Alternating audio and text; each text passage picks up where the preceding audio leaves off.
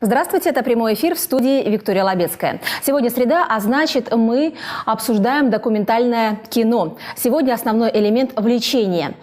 Сейчас в студии мы будем обсуждать, а вы в 21:00, зрители, будете уже смотреть этот фильм самостоятельно. А для начала погружаемся в проблематику, небольшой фрагмент. Пожалуйста, смотрим. Как трансформировались механизмы влечения в современном обществе, где почти не осталось запретов и ограничений? У лося наступит половое созревание, и животное придется выпустить в дикую природу, иначе оно станет опасным для человека. Мальчики не бросаются на девочек, начиная с 1 класса. В какой-то момент половые гормоны, основной из которых тестостерон, начинают прорывать оборону мелатонина все чаще и чаще. Марафон быстрых свиданий. Физиологи называют такой способ найти партнера методом перебора. Что они собрались? Они договариваются, выбирают, у кого ножки постройнее, у какой самки. У кого рога там по развесисти у самца. Совпадет ли выбор эндокринологов с выбором участников эксперимента? Интересно, что работает орган полового обоняния не круглосуточно, а по определенному расписанию, циклами. Открывается на некоторое время, захватывает феромоны и закрывается. У меня нормальный уровень гормонов, нет проблем с потенцией, но я не испытываю влечения к другим людям. Сохранение девственности до брака, моногамия, монашество – серьезные испытания для организма. Мы просто переходим немножко в другое общество, в котором другие ценности актуальны. Лидерами оказались 3 человека – Дмитрий, Алена и Алексей. И Алексей, и Дмитрий отдали предпочтение Алене. А вот девушка не выбрала ни одного из них. Ей приглянулся Антон. Эксперименты доказывают, мы все еще очень зависимы от основного животного инстинкта. Интеллект будет непрерывно уменьшаться, а половое влечение станет главным и приятным времяпрепровождением на этой планете. Мы потеряли 250 грамм. Это мозг шимпанзе. Социальность позволяет не думать, а вести себя как эти. Итак, все наши гости накануне посмотрели документальный фильм «Основной элемент влечения». Сейчас будет очень интересно узнать их мнение и выслушать комментарии. И я представляю для начала наших собеседников. Во-первых, это Илья Ульянов, профессор, заведующий кафедрой психиатрии и неврологии Тихоокеанского государственного медуниверситета. Илья Геннадьевич, я вас приветствую. Добрый вечер. Далее это Андрей Ковалев. Именно он главный по организации быстрых свиданий. Есть такое у нас агентство, да, где как раз Андрей вместе, кстати, с Адель фон Люр занимается очень интересными быстрыми свиданиями. Расскажите. Приветствую вас. И Данил Сигидин, фотограф. Данил, приветствую. Спасибо, что вы все здесь, в этой нашей студии. И что ж, приступаем к обсуждению, в первую очередь, к комментариям. Ну, пожалуйста, Данил, какое впечатление от фильма? Ну, фильм интересный, тема поднята достаточно интересная, и мне кажется, что ей мало уделяют внимания даже не то, что на телевидении, но, в принципе, в семьях и в быту. Мы мало задумываемся о том, хорошо это или плохо, и на чем делать акцент. Хорошо. Илья Геннадьевич? Вы знаете, влечение – это, наверное, сложный процесс. На каком-то историческом периоде влечению уделялось ограниченное внимание, и об этом редко говорили. А на каком-то периоде, как лодка, которая качнулась с одного крена в другой крен, стали говорить чересчур много и придавать этому единственное значение. Я считаю, что здесь надо многогранно подходить. Рано или поздно, покачавшись, лодка находит какое-то среднее свое состояние, и это имеет место, и, наверное, надо уделять этому внимание и при половом воспитании, и при создании семьи, да и, наверное, при формировании просто личности человека. Благодарю. Адель, пожалуйста. Значит, в фильме были интересные моменты по поводу того, что, естественно, мы все стремимся к генетическому бессмертию. Это действительно у нас заложено, и, по крайней мере, те книги, которые я люблю и читаю по химической биологии, действительно показывают, что в нас заложены некие программы, и я с этим абсолютно согласна. В какой-то степени сейчас ученые даже обсуждают, что у нас, возможно, нет даже свободы воли как таковой. И сейчас, говоря о том, что можно заглушать это какими-то таблетками и как-то это все, может быть, прогрессирует, сейчас замечательные есть фильмы по этому поводу, снятые уже давно, как «Гаттака», есть «Идиократия» по поводу уменьшения мозга и о том, что мир все-таки отупеет, но даже если сейчас мы убьем всех самых умных людей, у людей будут продолжать рождаться и гении, и дауны, и все остальное. Потому что, эволюция никто, естественный отбор не отменял. Вот. И замечания есть, правда, по фильму, конкретно касаются этнического момента. Все люди все-таки вышли из Африки, и более к генетической чистоте близки именно негроидная раса. Вот. Дальше все как-то разошлись и говорят, что сейчас больше к этносу. Там есть момент такой, что вот больше люди нравятся те, кто похожи на них. Я думаю, что это чисто психологический момент. Действительно, мы часто выбираем партнеров, которые похожи на нас внешне. Но про то, как я вас прерву, выбираю партнеров, вы еще расскажете, поскольку та ниша, которую занимаете вы, вот в Владивостоке, у вас есть еще возможность сравнить, каким образом относятся к быстрым свиданиям их организации в европейской части нашего мира. Расскажите. Андрей, ваше мнение, пожалуйста, конкретно по фильму. Фильм, конечно, очень интересный, но он несет в себе очень много оценочности. То есть там что-то говорят, вот это плохо, вот это хорошо, а на самом деле мне кажется, что нельзя к этим вещам подходить так с плюс-минус. То есть это данность, и с ней надо работать, и влечение надо не бороться с ним, а научиться управлять им. Отлично, хорошо. Ну что ж, основной фильм, действительно, который ставят перед собой авторы основного элемента влечения, который сегодня мы обсуждаем, это «Человек против основного инстинкта». Кто кого победит. Вот вы, Данил, работаете с прекрасными, красивыми девушками, женщинами. Как вы ответите на этот вопрос? Кто кого побеждает? В чем? В смысле фотографии? Животный инстинкт. Кто кого победит? Человек его или он его? Моя фотография, она все-таки не про инстинкт, все-таки, я надеюсь. Она больше про творчество и про искусство. И мне кажется, что помимо основного инстинкта есть еще и другие потребности у человека. И те творческие вопросы, которые я стараюсь в фотографиях затрагивать, они, где-то есть, конечно, что такое хорошо, что такое плохо, но они нужны именно для того, чтобы у зрителя появлялись вопросы. Фотографии как раз сейчас вы говорите, зрители видят эти снимки. Что плохо – это не так плохо, а хорошо – это может быть красиво. В смысле, что даже если тебе всю жизнь говорили, что это плохо, то все равно это можно преподнести красиво. Да? То есть я к тому, что обнаженное тело, нам говорят, что детям, если это маленькие дети, нам говорят, это тебя не касается, закрой глаза, если в фильме начинается какая-то сцена. Потом тебе наступает 18 и говорят, это теперь твои проблемы. Вот мне как раз в фотографии я стараюсь затрагивать, что обнаженная натура – это не проблема, это не плохо, это не что-то страшное, что мы должны избегать именно на уровне внимания, да, что, в принципе, надо уделять этому воспитанию тоже детей внимания. А вы с вами в момент этих работ, этих фотосессий что-то происходит? Может, просыпается то самое какое-то желание или какие-то будоражащие вас эмоции по отношению к моделям? Или это... Тут есть два момента. Один момент – это что фраза одного фотографа, не помню, как его зовут, знаменитого на весь мир, он сказал, что фотограф должен влюбиться на 1/125 секунды в то, что он видит, для того, чтобы фотография состоялась. Я в это верю полностью. Но больше этот момент у меня не происходит, дольше, да, то есть в следующий момент мне уже может не нравиться, да, то есть поменялась поза, поменялось выражение взгляда, и уже я понимаю, что это неинтересно. И, соответственно, это один момент. Второй, я все-таки стараюсь абстрагироваться от происходящего и выполнять роль транслятора.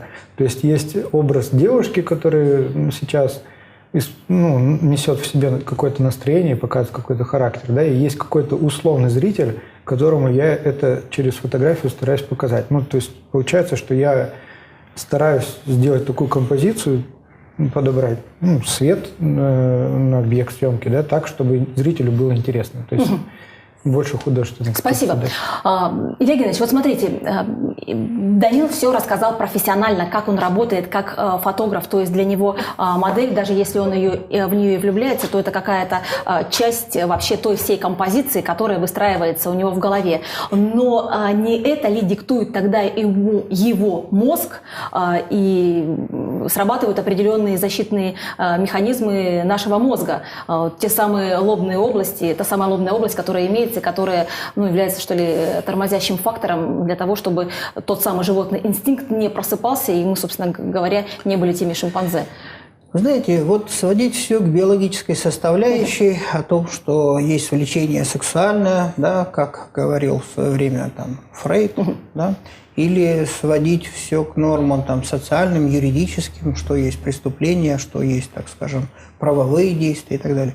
Наверное, эта проблема более сложная. Честно говоря, вот мой подход, он, наверное, близок к подходу, который давний, да. Есть такой древнеиндийский трактат «Ветка персика». И там есть очень красивые слова, которые, в принципе, вот я считаю, что отображают многогранность этого подхода. 3 источника имеют влечение человека – душу, разум и тело. Влечение душ порождает дружбу, влечение ума порождает уважение, влечение тела порождает желание. Соединение 3 влечений порождает любовь. Вот кафедру, которую я возглавляю, она была 4-й в СССР, которая открыла врачебную специальность подготовки врачей-сексопатологов, она раньше называлась, сейчас сексологов. И 5-я была в СССР, которая открыла подготовку врачей-психотерапевтов. Поэтому вот эти врачи, наряду с некоторыми другими специальностями, гинекологами, андрологами,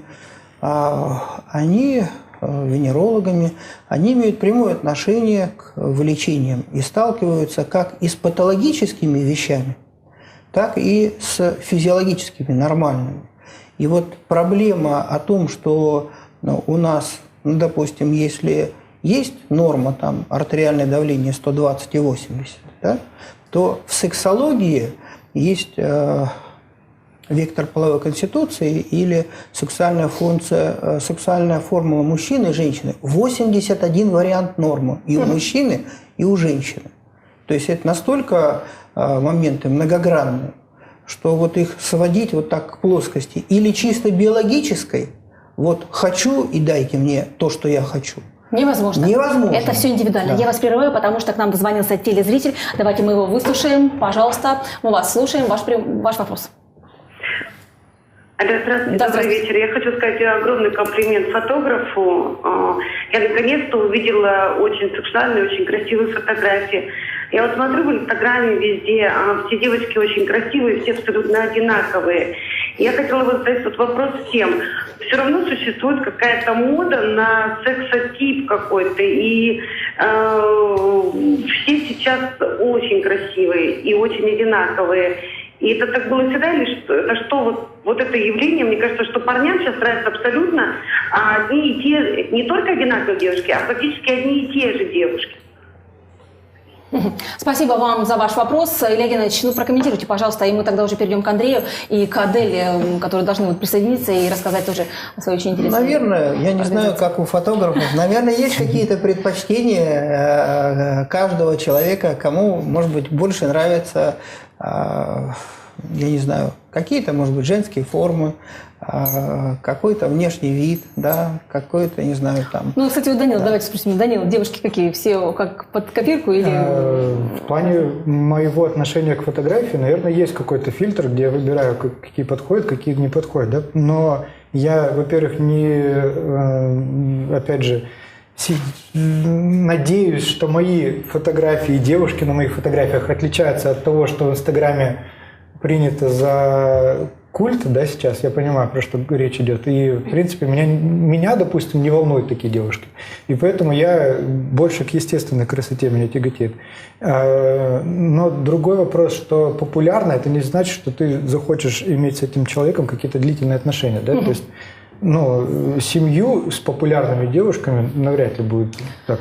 Хорошо, Данил, спасибо. Адель и Андрей. Вопрос один связан с организацией быстрых свиданий. Достаточно современная, такая нишевая все-таки идет у вас эти мероприятия, но тем не менее они набирают обороты. И вот Европа, я знаю, что там они уже давно подвержены раз тому, чтобы организовывать и находить свои половины, как раз половинки через то, чтобы прийти в какое-то кафе и вот по цепочке как-то разговаривать и в итоге нравится кому-то набирать там очки. Андрей, расскажите, пожалуйста, что за люди к вам приходят и, собственно, как сказать, это новое, но, как известно, все новое хорошо забытое старое. То есть изначально они пришли к нам из США в 80-е годы, и их придумал еврейский священник, то есть чтобы люди его, то есть традиции могли создать семьи, потому что по еврейской традиции должна быть семья, и чтобы помочь молодым людям встретиться, он придумал эти быстрые свидания. Но, как мы знаем, даже в русской традиции были что-то похожее, даже в древние времена хороводы те же являются своеобразными, да, там парни смотрят на девушек, девушки смотрят на парней. То есть это не совсем новое, просто вот в новом формате, в новой обертке, старое. Как они проходят, может быть интересно, да, то есть у нас равное количество мужчин, равное количество женщин, возраст обычно около 30 лет, извиняюсь. И каждый участник общается с каждым участником 5-7 минут. Потом звучит гонг, и переходишь к следующему. То есть это спасает от того, что ты вынужден поддерживать беседу с каким-то человеком, который тебе не нравится, да, очень быстро заканчивается. И при этом это живое общение, живые свидания. И ты можешь увидеть человека. А люди к нам ходят, я бы не сказал застенчивые, то есть скорее наоборот. К нам ходят успешные профессионалы, я бы их назвал, то есть бизнесмены, много бизнесменов. Есть политики даже к нам приходят, учителя. Был даже преподаватель ораторского искусства. То есть люди, мягко говоря, не закомплексованные. То есть к нам ходят не какие-то неудачники, а просто люди, которые экономят свое время. Отлично. Адель, пожалуйста. Я бы сказала, что однозначно какого-либо человека назвать неудачником я бы не стала. Дело в том, что сейчас такая манера подачи, она действительно очень популярна. Думаю, это связано с неким быстрым течением сейчас жизни, и люди действительно не очень хотят время тратить на тех людей, которые им не подходят. И так как у нас, у любого человека после 20 лет, я думаю, сформировался определенный опыт, при котором стереотипизация идет быстрее. То есть могу сказать, что действительно в первые минуты знакомства о человеке есть уже определенный некий скан, вы прочитали, вы уже примерно немножечко определили, уже чуть-чуть определили, и нужно еще немного времени, чтобы, возможно, углубиться, и мы даем эту возможность. Кстати, то, о чем вы говорите, это как раз и прослеживают и авторы вот этого документального фильма, что получается, мужчины и женщины, они сбиваются в определенную группу, это все равно, что калька с животного того мира, и мы присматриваемся там к длинным ногам. Почему или там кому-то нравится, может быть, там более покороче, там юбки, да, и прочее. Так все-таки получается, что животный инстинкт берет верховенство.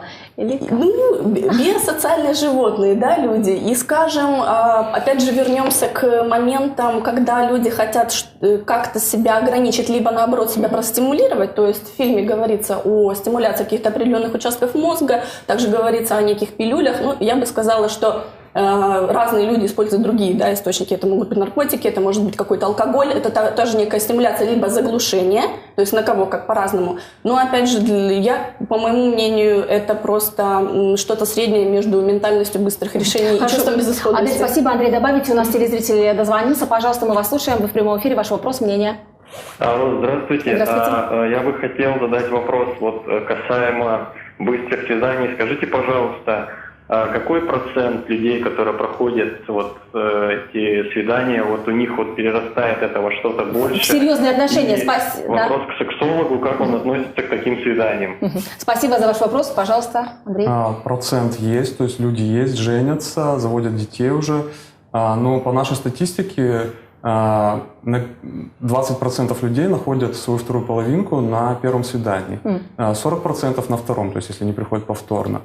Но даже те, кто не нашел, для них это все равно очень бесценный опыт общения с противоположным полом. И, возможно, им это и нужно было, просто пообщаться с человеком другим. И Хорошо, Андрей Леонидович, пожалуйста, продолжите тему. Я думаю, что это одна из форм, которая имеет право на существование и которая помогает людям решать психологические проблемы. Почему? Потому что в современном обществе очень часто человек находится в большом городе и при этом чувствует себя одиноко.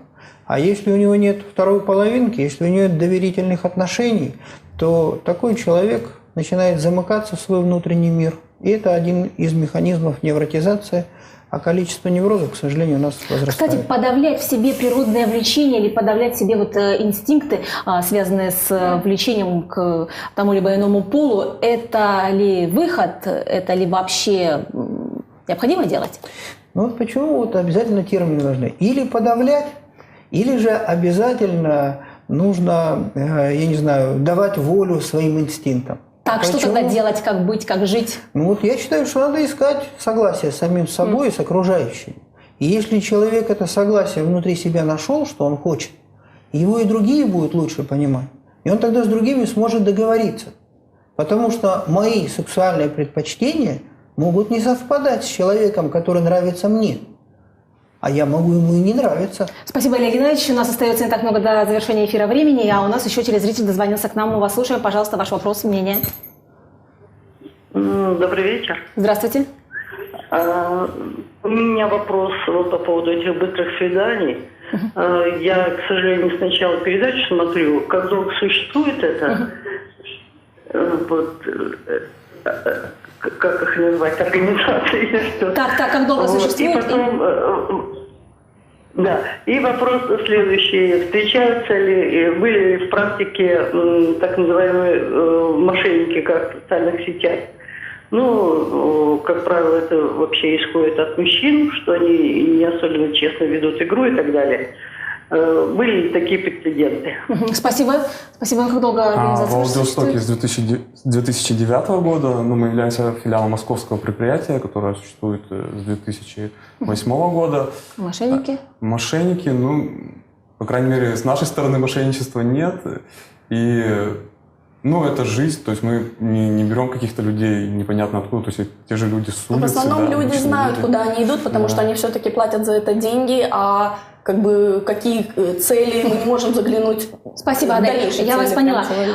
Резюме авторов фильма сводится к тому, что необходимо все свои нюансы, связанные с половым влечением как таковым, сводить к тому, чтобы работать над своим интеллектом, совершенствовать себя, нет пределов совершенства, как говорится, еще и в творческие процессы во все внедряться. Вот это можно назвать хорошим резюме или есть что-то еще, как вы думаете? Данил, например. Мне кажется, что главное развивать себя, как именно ты, то есть в ущерб чему-то конкретному физиологически теперь, тем более, это не очень хорошая идея. То есть можно также не спать и тратить это время на творчество, это очень быстро закончится. Поэтому физиологию никто не отменял, надо все равноценно развивать. Пожалуйста, Илья Геннадьевич. Я полностью согласен, потому что гармоническое развитие личности подразумевает о том, что человек развивается в разных направлениях. И чем больше у него точек опоры есть, тем, когда в его жизни что-то происходит необычное, нетипичное, у него больше устойчивость по жизни. Поэтому если человек однобоко развивается и вдруг его лишают, к примеру, профессии, то понятно, что у него потом наступает очень глубокий кризис. Понятно. Значит, за гармонию. И, пожалуйста, у вас минута, Адель и Андрей. Я думаю, что действительно, если многие вещи подавлять, там будет интересный процесс происходить по поводу... Просто будет расти теневая сторона, которая выльется потом неизвестно во что. Главное, чтобы это не...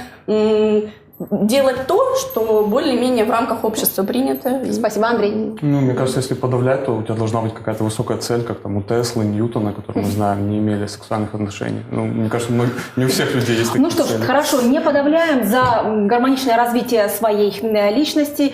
Если уж искать свою вторую половину, то дойти ее, действительно встретить, любить и уважать. Сейчас, после завершения программы «В центре внимания», в рамках которой мы и обсуждали документальный фильм «Основной элемент влечения», вы самостоятельно имеете возможность просмотреть эту ленту самостоятельно и сделать свои собственные выводы. Спасибо большое за внимание, спасибо гостям за обсуждение. Всего доброго.